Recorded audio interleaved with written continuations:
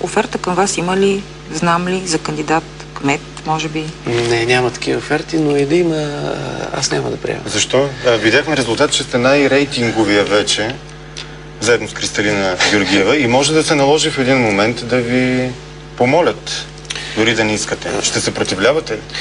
Ще се съпротивлявам и аз мисля, че моите аргументи са много ясни и категорични. Аз съм човек, който разбира от строителство.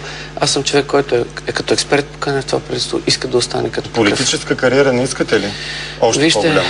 Вижте, аз съм свикнал в моя живот, като хвана нещо да го правя. От тази гледна точка, именно отдеве си говорихме с вас за темата с дългосрочната устойчивост, да получи България своите магистрали. Не може един министър да подскача от ден на следващ в една или в друга работа, както и не може държавата днеска да ги приоритизира, пък да дойде едно следващо правителство, което виждате какво се случва в миналото. Да обещава други неща. Затова с две думи. Моето намерение е да си свърша работата. Не искам да ставам президент, не искам да ставам кмет, не искам да ставам нищо друго, освен това, което съм. Слава Богу, в България има демокрация, има избори, дай Боже след мен, когато дойдат новите избори, да дойде още по-добър, още по-качествен, квалифициран човек, да работи още по-бързо. Борисов, например? Тези въпроси? Не. Не съм има такива.